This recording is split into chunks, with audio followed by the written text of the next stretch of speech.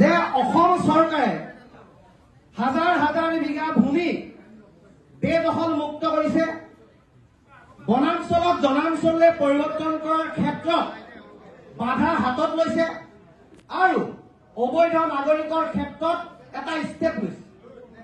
তাৰ কাৰণে উজনি অসমৰ কিছুমান প্ৰান্তত শংকা আহিছে, সংশয় আহিছে আৰু শংকা সংশয়ৰ মাজত অত্যুক্তি কিছুমান কথা কোৱাৰ কাৰণে জনগোষ্ঠীয় সংকীৰ্ণ চিন্তা চেতনৰ পৰা আঁতৰি সাম্প্ৰদায়িক দৃষ্টিকোণেৰে কোনোবাই কথাখিনি চাইছে, নোচোৱা নহয়।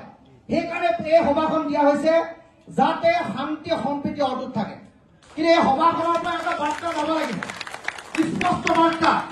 প্ৰথম কথা যে হাজাৰ হাজাৰ বিঘা মাটিত যি অবৈধ বেদখল চলি আছে, উচ্ছেদক পূৰ্ণ সমৰ্থন খিলঞ্জীয়া ধলগিৰি ৰাইজে দিছে আৰু দি যাব। এইটো এটা স্পষ্ট কথা। দ্বিতীয় কথা যে বনাঞ্চলক জনাঞ্চললৈ পৰিৱৰ্তন কৰি যিটো বায়'ডাইভাৰ্চিটি চেঞ্জৰ যিটো কাম কৰিছে তাৰ বিৰুদ্ধে খিলঞ্জীয়া ধলগিৰি ৰাইজে একত্ৰিত হৈছে, চৰকাৰ সমৰ্থন জনাইছে। কিন্তু যিখন চৰকাৰে গৰিয়া মৰিয়া দেখি জোলা চয়ত এইকেইটা জনগোষ্ঠীয় মৰ্যাদা দিয়াৰ পাছত যিখন অসমত এই ইছলাম ধৰ্মীৰ লোকসকলে শৰাইঘাটৰ যুদ্ধত লাচিত বৰফুকনৰ লগত লাগি নিজৰে ইছলাম ধৰ্মৰ মানুহৰ এগেইনষ্টত যুঁজ দিছিল, তেখেতলোকৰ যিটো ত্যাগ, তেখেতলোকৰ যিটো তেজৰ ত্যাগৰ নমুনা তাক আমি অস্বীকাৰ কৰিব নোৱাৰো। আৰু সেই অস্বীকাৰ কৰিব নোৱাৰাৰ কাৰণে আজি আমি ইয়াত আপোনালোকক মাতি আনিছো। অসম আন্দোলনত যিসকল ধলগিৰি খিলঞ্জীয়া মুছলমানে নিজৰ দেশ ত্যাগ কৰিছিল, তেখেতলোকৰ ত্যাগক আমি ভেঙুচালি কৰিব নোৱাৰো। এইখন অসম সমন্বয়ৰ অসম। এইখন অসমত চাওলুং চুকাফাই নীতি আৰু আদৰ্শৰে আৰু শংকৰদেৱৰ নীতি আৰু আদৰ্শৰে চলি থকা এখন অসম।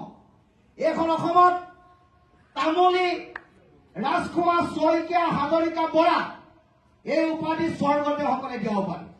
অৰ্থাৎ এই উপাধিৰ পৰা এটা কথা স্পষ্ট বাৰ্তা দিব লাগে যে এই উপাধিবিলাকে কয় যে এইখিনি মানুহ ধলগিৰি খিলঞ্জীয়া। এখেতলোকৰ লগত লৈ প্ৰশ্নবোধক চিন উদয় হ'ব নালাগে। প্ৰশ্নবোধক চিন তাত উদয় হ'ল যেতিয়া ইউনিছ তামুলীয়ে জেঙনিকেইটাত ক'লে যে অবৈধ নাগৰিক হলেও ইয়াত থাকিব পাৰিব, আপোনালোকৰ খেদাৰ অধিকাৰ নাই। প্ৰশ্নটো তাত আহিল যে ইউনিছ তামুলীয়ে কিয় এই কথাষাৰ ক'লে। সেই কথাষাৰ কোৱাৰ কাৰণে এটা প্ৰত্যুত্তৰ হ'ল, কথাবিলাক বেলেগ এফালে গতি কৰিলে। সেইকাৰণে আমি ইয়াত কৈছো যে ইউনিছ তামুলী শিৱসাগৰ অভিভাৱক নহয়, XYZ কোনোবা শিৱসাগৰ অভিভাৱক নহয়।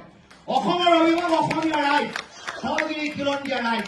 আৰু অসম চৰকাৰেও এই কথা আচ্ছাদ কৰিব নোৱাৰে যে উজনি অসমৰ ধলগিৰি খিলঞ্জীয়া ৰাইজৰ ভোটেৰে তেখেতলোকে চৰকাৰ বনাইছে। গতিকে ধলগিৰি খিলঞ্জীয়া ৰাইজৰ মনত অহা বিদ্বেষ, ধলগিৰি মানুহৰ মনত অহা সন্দেহ, অৱকাশ দূৰ কৰা দায়িত্ব চৰকাৰ। এই কথাটোৰ কাৰণে আমি ইয়াত কৈছো যে কোনোবাই সেই কথা কওক, আমি কিয় সম্প্ৰীতি এৰি দিম, আমি কিয় সমন্বয় এৰি দিম। মই ভাবো যে শিৱসাগৰৰ ধলগিৰি খিলঞ্জীয়া মুছলমান গোলামী নহয়।